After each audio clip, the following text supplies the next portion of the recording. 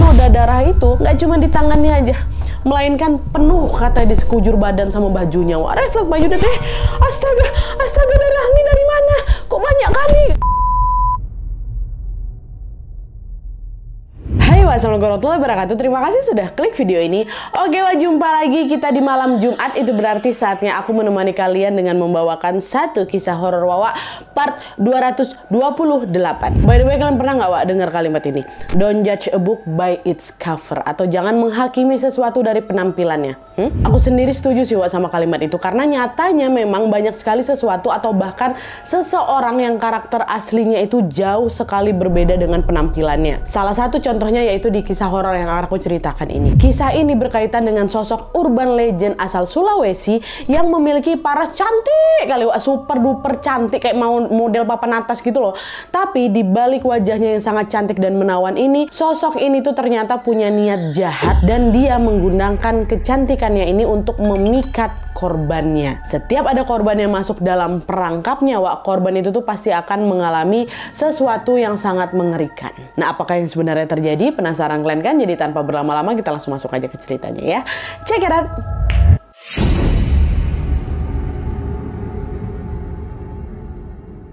Oke Wak, jadi kisah yang akan aku ceritakan malam ini dikirim sama Wak kita yang bernama Nucai dari Sulawesi Tenggara. Halo Nucai. Nah, jadi Wak, Nucai ini adalah anak bungsu dari 5 bersaudara. Kakak pertamanya bernama Sam, kakak keduanya bernama Asran, kakak ketiganya bernama Erik, kakak keempatnya namanya Lina, barulah yang terakhir ini Nucai. Jadi 3 laki-laki 2 perempuan ya. Nah, ayah sama ibunya si Nucai ini mencari penghasilannya dengan cara berkebun Wak. Mereka itu memiliki sebidang kebun yang berada di dalam hutan. Nah, di kebun itu mereka ini juga menanam beberapa jenis sayuran dan juga mengembalakan hewan ternak. Dan untuk memudahkan pekerjaan mereka di sana Wak, ayah sama ibunya Nucai ini membangun sebuah pondok kecil yang memang biasanya dipakai untuk menginap. Soalnya kalau misalnya kerja di kebun tuh Wak bisa sampai beberapa hari gitulah. Ini kayak sama macam di kisahnya Macan Gubuk Wak. Macan Gubuk yang mana nih Nadia ada di membership.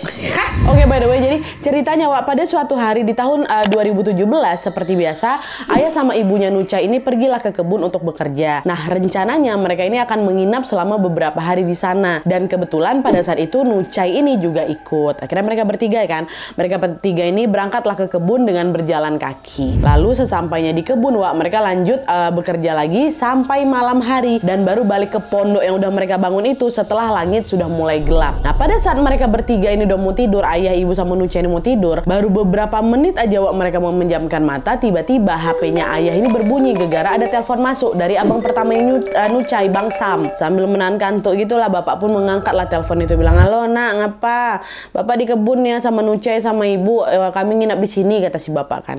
Nah, setelah bapak mengatakan hal itu Wak, entah apa yang disampaikan sama Bang Sam waktu itu ya, Nucai sama ibu nggak bisa dengar karena teleponnya memang nggak di loudspeaker. Tapi yang jelas Wak, waktu udah ngangkat telepon itu, wajah bapak yang pertama terkantuk-kantuk tuh langsung tegas gitu loh. Langsung tiba-tiba berubah panik. Apapun isi obrolan antara ayah sama Bang Sam ini, Nucai itu langsung tahu kalau pasti ada sesuatu yang nggak beres nih terjadi di sana lah gitu kan. Oh iya, astaga.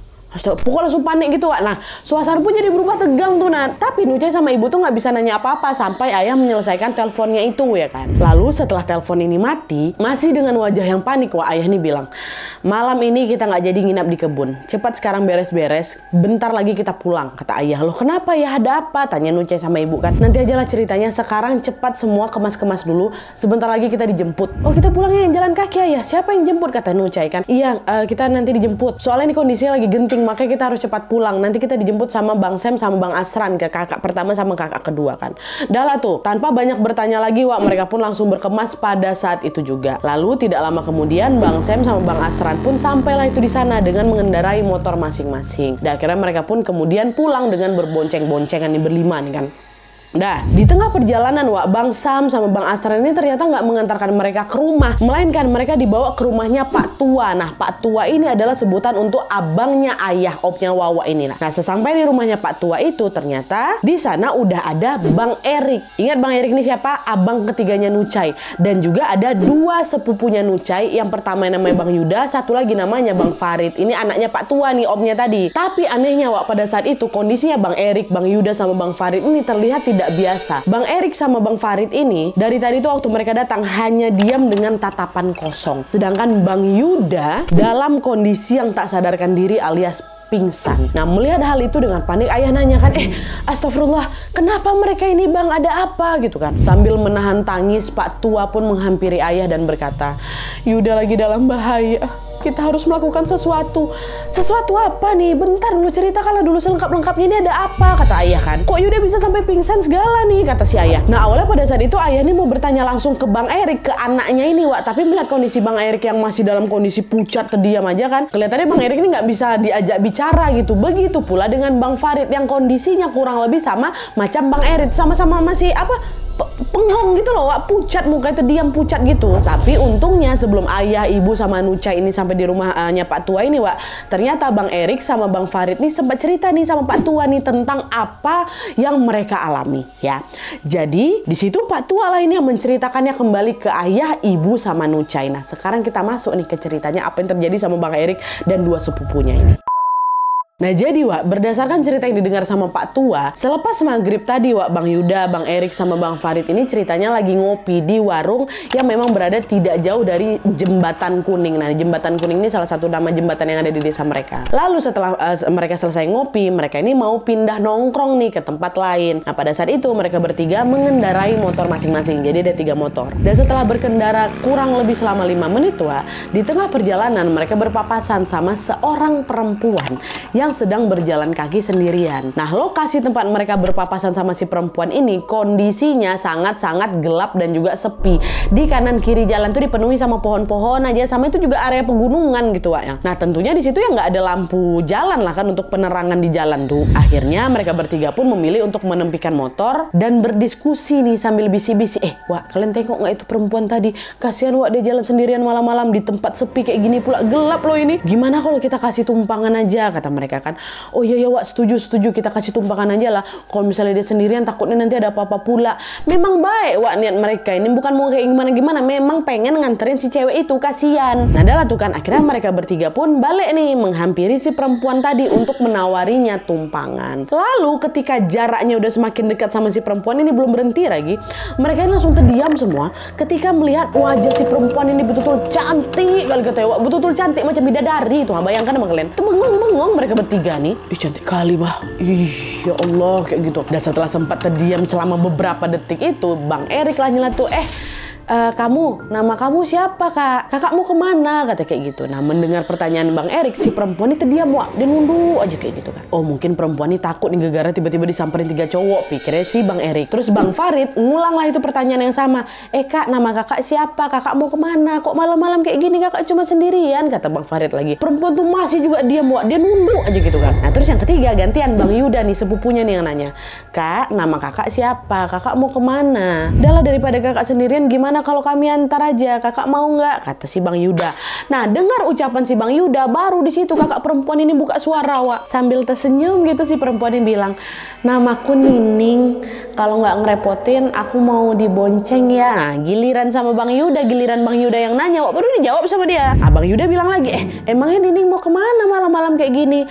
Mau pulang Bang. Pulang kemana? Rumahmu di mana? Di Moramo Bang, kata gitu. Nah, FYI Wak, Moramo ini kata Wawa ya adalah sebuah kecamatan di Kabupaten Konawe Selatan, Sulawesi Tenggara. Nah, jarak Moramo dengan lokasi mereka pada saat itu lumayan jauh. Untuk menuju ke sana nih Wak, mereka harus melewati setidaknya 4-5 kecamatan Nadia. Nah, mengetahui hal itu Wak, Bang Erik, Bang Yuda sama Bang Farid langsung saling pandang nih. Alamak, jauh pula. Lalu nggak lama kemudian mereka ini izin lah sama si Nining ini untuk menepi bentar nih. Mereka mau diskusi ya kan dah. Akhirnya mereka memisahkan diri lah ini bertiga. Wih Wak, gimana nih? Jauh kali rumahnya di Moramo. Iya ya, dia pun tak ngapa pula jauh-jauh ke sini sendirian pula, udah malam pula nih. Ya nggak tahu aku. Mungkin ada keluarga di daerah sini mungkin Wak, makanya dia main-main ke sini. Atau gimana nih? Kita udah nawarin pula. Ini mau kita tetap anterin pulang atau enggak ini kan? Kalau nggak dikasih tumpangan, masa dia mau jalan sendirian sampai Moramo Wak? Naik motor aja jauh, apalagi jalan kaki. Tapi kalau mau diantar, emangnya kalian mau ngantar dia sampai sana? Nah, di situ mereka sempat terdiam diam bentar tuh, aduh kayak mana ya. Lalu sesaat kemudian Bang Yuda lah ini kan yang tadi pertanyaan disaut, tiba-tiba ngomong kayak gini, Dawa kalian balik aja duluan, nggak usah lanjut nongkrong lagi, ini kan juga udah mau malam nih, biar aku aja sendirian yang nganter Nining pulang ya, kata gitu. Kok mau nganter dia sendiri ke Moramo? Nggak usah ngancok kok Yuda, jauh loh itu. Iya aku tahu rumahnya jauh, kalian juga pasti capek kan, makanya biar aku aja sendirian nganterin dia, nggak apa-apa. Udah Wak, jangan kayak gitulah, nanti kalau ada apa-apa sama aku di jalan kayak gimana, aku jangan macam-macam Yuda, mentang-mentang ada cewek cantik kayak gini kau. Dan FYI pula Wak, Bang Yuda ini memang terkenal orangnya agak kayak gitulah, agak genit, suka dia sama yang cantik-cantik tuh. Nah dengar Bang Erik sama Bang Farid ini nggak setuju sama idenya, di situ Bang Yuda ini tetap ngotot Wak. Dia pun mengeluarkan segala bujukannya supaya Bang Erik sama Bang Farid ini setuju atau mengizinkan dia nganterin si Nining pulang sendirian kan. Dan setelah dibujuk berkali-kali, akhirnya Bang Erik sama Bang Farid pun luluh juga. Dengan berat hati mereka bilang, ya udah pergilah kau antarin si Nining itu ke rumahnya. Tapi ingat jangan lama-lama kok, dan jangan macam-macam ya. Kami tunggu kau di dekat jembatan kuning itulah. Kami nggak balik, kami tunggu kau pokoknya di sana gitu kan. Dengan wajah yang gembira Bang Yuda bilang, siap Wak, makasih ya. Cepat kok aku ngantar ya, nanti aku ngebut gitu. Nah dah tuh akhirnya mereka bertiga pun balik badan dan menghampiri lagi nih si Kak Nining itu kan. Di situ Bang Erik nih bilang, Nining, kamu jangan jalan kaki sendirian ya, rumahmu kan jauh. Biar nanti Yuda aja nih yang ngantar kamu sampai depan rumah. Nah dengar ucapannya Bang Erik, Nining langsung tersenyum lebar ya Wak. Dengan sedikit tertawa dia bilang, iya aku memang maunya diantar sama Bang Yuda nih lah, kata gitu. Nah melihat sikap Nining yang mendadak kegirangan ini, si Erik ini pun ngebatin, ya Allah emang cocok mereka berdua nih, ternyata sama-sama ganjen rupanya kan. Yudanya kebelet pengen ngantar Nining, Nining pun juga kebelet pengen diantar cuma sama Yuda. Nah dah tuh akhirnya Nining ini pun naiklah ke atas motornya Bang Yuda, mereka pun lalu berboncengan menembus gelapnya malam. Nah di sisi lain sesuai sama rencananya Wak, Bang Erik sama Bang Farid ini pun segera menuju ke jembatan kuning untuk menunggu Bang Yuda ada mencar di situ mereka ya. Nah sembari menunggu Yuda balik Wak, di situ Bang Erik sama Bang Farid ini ya duduklah itu di sekitar jembatan kuning sambil asik mengobrol lagi. Lalu sekitar 30 menitan kemudian udah agak mulai resah nih, mana nih Yuda kok belum balik-balik juga ya, kok lama nih dia. Ya wajar lah lama Wak, orang Moramo tuh jauh kok. Mungkin Yuda juga udah OTW balik ke sini, kata si Bang Erik. Tapi jalannya kan pasti sepi Wak, karena udah malam. Yuda nih kan juga biasanya ngebut kalau bawa motor. Udahlah tunggu aja, medannya kan juga beda Wak, bukan macam jalan beraspal. Udahlah tunggu aja lah, bentar lagi nyampe nih. Ditunggu. Bang Yuda ini masih juga belum kelihatan batang hidungnya Wak. Dan kali ini Bang Erik sama Bang Farid tuh udah di titik macam panik gitu loh. Mereka pun berencana nih untuk menyusul Bang Yuda ke Moramo langsung. Nah tapi belum sempat mereka berangkat Wak, dari jauh mereka udah nengok ada sorot lampu motor datang mendekat. Nah Bang Erik bilang, itu dia tuh ada balik, dia tuh motornya si Yuda kan.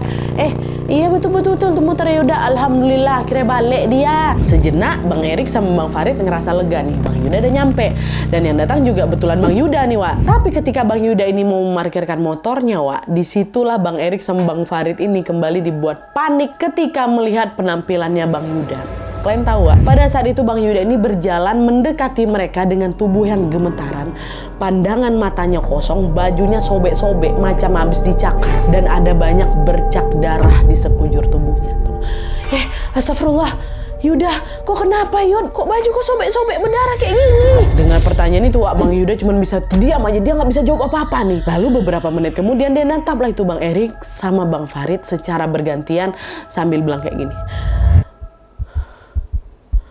Tadi aku habis begituan sama si Nining. Atau kalian begituan kan, habis hubungan badan sama si Nining. Nah dengar ucapan Bang Yuda di situ Bang Farid sama Bang Erik cuma bisa ngela napas.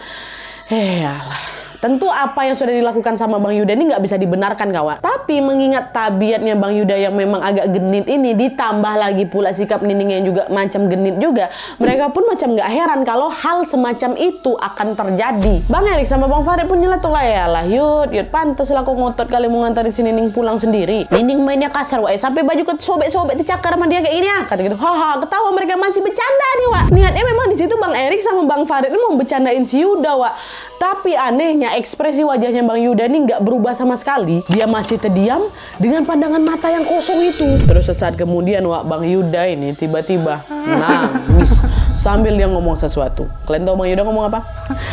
Tapi Wak, Nining nih Nining bukan manusia, dia tuh kandole katanya. Nah kandole ini apa Nadia? Nah ini sebelum lanjut nih Wak, aku jelasin dulu lah ini sedikit tentang kandole ini ya. Nah jadi Wak, kandole ini adalah sosok hantu urban legend dari Sulawesi Tenggara. Nah keberadaan kandole ini banyak sekali dipercaya di suku Tolaki yang memang mendiami wilayah Sulawesi Tenggara. Ini aku dapat infonya dari Nucai Wak ya. Menurut kepercayaan mereka Wak, kandole ini adalah sesosok hantu yang bisa berubah wujud menjadi perempuan cantik, berambut panjang dan berbaju putih. Jadi sekilas memang mirip kuntilanak Wak. Tapi kalau kandole ini wajahnya cantik kali memang. Nah Nucai ini juga bilang kalau dalam kepercayaan mereka sosok kandole ini dapat dijadikan peliharaan oleh para laki-laki. Syaratnya adalah laki-laki ini harus menikahi kandole dan membuatkan kamar untuknya. Dan supaya kandole ini merasa betah Wak, maka kamar itu pun harus dibuat sebagus mungkin, serapi mungkin, dan posisinya harus ada di lantai atas ya. Kandole ini dipelihara juga untuk beberapa tujuan Wak. Bisa untuk memperoleh harta kekayaan dan bisa juga untuk menargetkan korban. Jadi misalnya kalau misalnya si laki-laki yang memelihara kandole ini punya dendam sama seseorang, dia ini bisa membalasnya dengan mengirim sosok kandole ini ke orang itu. Lalu si kandole ini akan menggoda korbannya sampai si korbannya ini mau berhubungan badan sama dia. Dan FYI, sosok kandole ini memang terkenal suka menggoda cowok Wak. Dan apabila si korban ini tergoda hingga mau berhubungan badan sama si kandole ini, besar kemungkinan korbannya ini akan mengalami kejadian-kejadian tidak mengenakan, dan kemungkinan lainnya atau kemungkinan terburuknya adalah mengalami kematian. Sempat berhubungan badan sama Bang Yuda. Nah pokoknya itulah tadi kan sekilas tentang kandole. Sekarang kita balik lagi ke kisahnya Bang Yuda Wak ya. Nah ketika Bang Yuda bilang kalau perempuan bernama Nining yang diantar tadi itu ternyata si kandole ini Wak, di situ Bang Erik, Bang Farid ya terkejut lah mereka. Mereka tahu nih siapa kandole ini. Ya sosok urban legend yang mereka takuti itu. Maksud kau gimana nih? Sosok itu betulan kandole. Sambil menangis sesenggukan lagi Wak Yuda bilang, iya Wak, iya. Ternyata itu kandole. Aku nyesal kali Rik. Aku udah terlanjur berhubungan badan sama dia.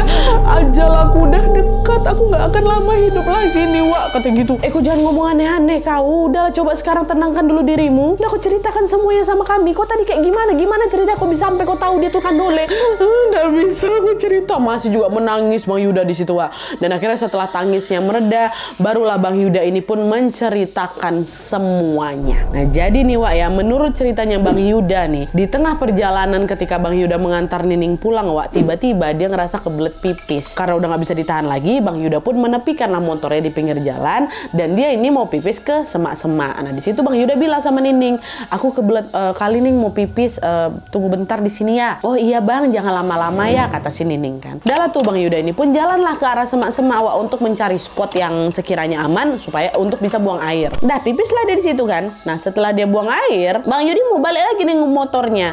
Tapi waktu balik badan ternyata di situ Nining udah berdiri tepat di belakang.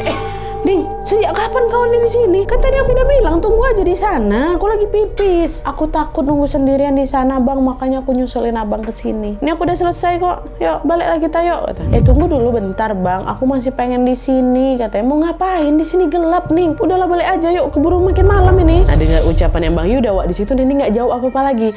Yang ada si Nining ini malah senyum, bermesam-mesam sendiri sambil menatap Bang Yuda. Bang Yuda yang bingung dengan sikap Nining yang aneh ini akhirnya cuma jadi agak salah tingkah gitu kan. Ini kenapa nak Nining? Nah, sampai akhirnya di sini Wak, Nining pun tiba-tiba merayu Bang Yuda untuk melakukan hubungan sama dia. Nah Bang Yuda yang memang karakternya agak kayak gitu juga ya, akhirnya dengan mudah lah itu terbujuk rayuannya Nining. Nggak ada mikir macam-macam Wak, nggak juga pikir panjang Bang Yuda. Ditambah lagi sama penampilan Nining yang cantik kali waktu itu kan, ya lulu aja lah Bang Yuda di situ. Akhirnya udah mereka pun melakukanlah hubungan itu di semak-semak Wak. Lalu setelah selesai, mereka pun bersiaplah pergi dari sana. Nah waktu lagi mau siap-siap balik ke motor itu Wak, di situ Bang Yuda terkejut karena dia nengok ada banyak darah Wak di kedua tangannya. Dan setelah diperhatikan lebih detail lagi, Bang Yuda baru sadar kalau ternyata noda darah itu nggak cuma di tangannya aja, melainkan penuh katanya di sekujur badan sama bajunya Wak. Refleks Bang Yuda tuh, astaga darah ini dari mana? Kok banyak kali katanya. Nah mendengar teriakan Bang Yuda Wak, di situ si Nining ini tiba-tiba ketawa. Udah tahu ya?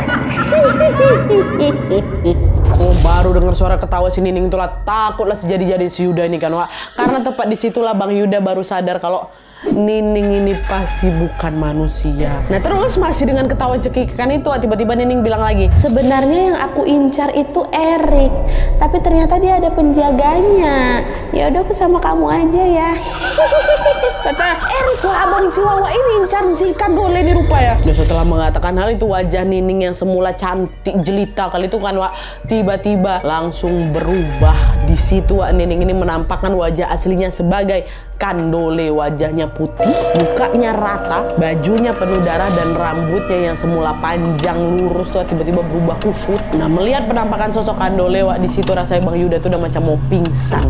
Tapi untungnya dia tuh masih punya tenaga untuk berlari menuju ke motornya, ke tempat dia parkir motor itu. Dan di saat Bang Yuda ini lagi berlari menuju ke motor itu Wak, di saat yang sama sosok Kandole ini juga ngomong apa? Hihihi, kamu akan mati, keluargamu akan hancur, ajalmu udah dekat Yuda, kata. Bang Yuda mengabaikan ucapan itu dan dia terus berlari sekencang mungkin dari sana Wak. Kayak gitulah ceritanya. Nah ketika menceritakan kejadian menyeramkan itu Wak, Bang Yuda ini masih terus menangis sesenggukan. Akhirnya Bang Erik berusaha lah itu kan untuk menenangkan Bang Yuda. Udahlah Yud, udah kau tenang aja. Sekarang lebih baik kita pulang aja dulu yuk, aku antar kau ke rumah. Dan mereka pun segera langsung melanjutkan motornya menuju ke rumahnya Pak Tua, which is bapaknya Bang Yuda itu. Sesampainya di sana wajah mereka bertiga sama-sama pucat Wak, udah macam orang nggak bertenaga gitu loh. Mereka juga shock lah Bang Erik sama Bang Farid kan. Lalu ketika mereka berjalan masuk ke dalam rumah, disitulah Bang Yuda merasa tubuhnya itu tiba-tiba udah nggak bisa digerakkan, dan nggak lama kemudian Bang Yuda itulah dia pingsan. Nah melihat Bang Yuda yang tiba-tiba pingsan ini Wak, dengan panik gantian pula Pak Tua ini yang nanya sama mereka, ya astagfirullah ada apa ini Yuda ini kenapa dia bisa pingsan kayak gini? Kenapa kalian semua juga mukanya pucat? Sambil menghembuskan nafas yang berat, Bang Erik sama Bang Farid pun menceritakan semua peristiwa yang mereka alami tadi, termasuk cerita dari Bang Yuda tentang apa yang terjadi antara dia sama si sosok Nining atau si Kandole itu. Diceritain semua sama Bang Erik sama Bang Farid. Dan setelah mendengar cerita itu, barulah itu Pak Tua menghubungi Bang Sam, kakak pertamanya Nucai, untuk juga datang ke sana. Dan setelah Bang Sam itu datang, Pak Tua pun meminta Bang Sam untuk menghubungi ayahnya, yang waktu itu itulah yang lagi nginap di kebun itu. Dan kelanjutan ceritanya seperti sudah aku ceritakan di awal tadi. Wah, ayah menerima telepon, mereka nggak jadi nginap di kebun, dan ya udah mereka dijemput sama itu langsung balik ke rumahnya Pak Tua. Nah terus setelah semuanya berkumpul di rumahnya Pak Tua Wak, disitulah ayah baru bilang, Kandole yang mengganggu Yuda ini sepertinya kiriman, tapi salah sasaran. Sosok itu sendiri kan yang bilang kalau katanya dia ini sebenarnya nargetin anak aku, nargetin si Erik. Betul juga Wak, aku rasa Kandole itu memang sosok kiriman. Tapi kiriman dari siapa? Emangnya Erik ini lagi ada masalah sama siapa? Nah setahu aku Erik ini nggak lagi ada masalah sama siapa-siapa. Dia juga setahu aku nggak punya musuh. Aku pun bingung nih Kandole ini datang dari mana. Ya udah soal itu nanti aja lah kita pikirkan. Yang lebih penting sekarang gimana nih ngobatin Yuda. Kita harus kayak gimana? Yuda udah terlanjur berhubungan badan pula sama sosok tuh, dan sekarang Yuda masih pingsan, kata Pak Tua kan. Dan pada saat itu mereka ini betul-betul kebingungan Wak, nggak tahu harus ngapain. Mereka nggak tahu harus melakukan apa kecuali cuman mendoakan Bang Yuda bersama-sama. Lalu setelah dibacakanlah doa-doa itu dan disiram menggunakan air yang juga sudah didoakan, disitulah Bang Yuda ini akhirnya sadar Wak. Ketika dia bangun dari pingsannya, Bang Yuda ini langsung nangis lagi dia sesenggukan. Sambil terisak-isak dia bilang, kalian semua harus hati-hati. Ada yang nggak senang sama kalian gitu, nunjuk ke keluarga Bang Erik. Nah denger itu ibunya Bang Yuda juga ikutan nangis. Wah, ibunya bilang kayak gini, maksud kamu nih apa nih nak? Janganlah kamu ngomong yang aneh-aneh. Lihatlah itu bapakmu udah tua, udah kok jangan ngomong sembarangan. Ucapan ibunya ini makin lagi bikin Bang Yuda ini nangis. Bapak ibu maafin Yuda ya, bapak ibu harus kuat, maafin Yuda, Yuda udah ceroboh, Yuda udah bikin salah, tolong maafin Yuda, katanya. Dan setelah meminta maaf Wak, pada saat itu Bang Yuda yang dari tadi menangis mendadak terdiam dia. Lalu beberapa detik kemudian Bang Yuda ini tiba-tiba mengeluarkan suara macam orang ngorok gitu loh Wak. Kayak gitu kan. Dan suara itu muncul beberapa kali, dan seterusnya yang terjadi adalah setelah bersuara macam orang mengorok tadi Wak, disitulah Bang Yuda menghembuskan nafas terakhirnya. Meninggal Bang Yuda Nadia. Iya Wak. Aduh merinding Astagfirullah. Innalillahi wa inna ilaihi raji'un. Astagfirullah, gimana perasaan mamanya waktu itu ya. Dan keesokan harinya Wak, ketika jasadnya Bang Yuda ini dimandikan, sekujur tubuhnya itu masih ada bekas cakaran dari sosok Kandole itu. Dan hal itu tentu membuat semua orang sedih sekaligus juga takut. Tapi bagaimanapun juga semua sudah terlanjur terjadi, dan yang bisa dilakukan sama pihak keluarganya hanyalah mendoakan semoga Bang Yuda tenang di alam sana. Amin ya rabbal alamin. Oke Wak, jadi itu tadi kisah menyeramkan tentang teror dari sosok Kandole. Sedikit tambahan informasi juga Wak, setelah kejadian itu keluarganya Nuchai ini sempat mengalami beberapa gangguan lain loh. Macam lagi dikirim santet gitu. Dan hal itulah yang semakin menguatkan dugaan kalau Kandole yang kemarin menggoda Bang Yuda itu sebenarnya mengincar keluarganya Nuchai, which is siapa? Bang Erik, abangnya. Dari situlah mereka semakin yakin kalau di luar sana memang ada yang nggak suka sama keluarga Nuchai ini, makanya mereka ngirimin banyak sekali gangguan. Tapi sampai hari ini Wak, hal itu ya cuma sebatas dugaan aja kata Nuchai. Kenyataannya kayak gimana ya udahlah, cuman Allah aja yang tahu. Kita doakan saja semoga keluarga Nuchai selalu dalam keadaan sehat, aman, dan juga selalu berada dalam lindungan Allah. Dan selain itu juga jangan lupa kirimkan doa semoga Bang Yuda diampuni segala dosa-dosanya dan mendapatkan tempat terbaik di sisi Allah Subhanahu wa taala. Amin ya robbal alamin. Oke Wak, jadi sekian dulu videonya. Terima kasih banyak yang sudah menonton. Kalau kalian suka video ini, klik like-nya, jangan lupa komen di bawah video dan saran-saran untuk video selanjutnya. Jangan lupa nyalain notifikasinya supaya kalian tahu kalau aku upload video baru. And as always, jangan lupa untuk klik tombol subscribe supaya kalian sama-sama tahu informasi menarik dan menegangkan dari channel aku. See you next video, bye.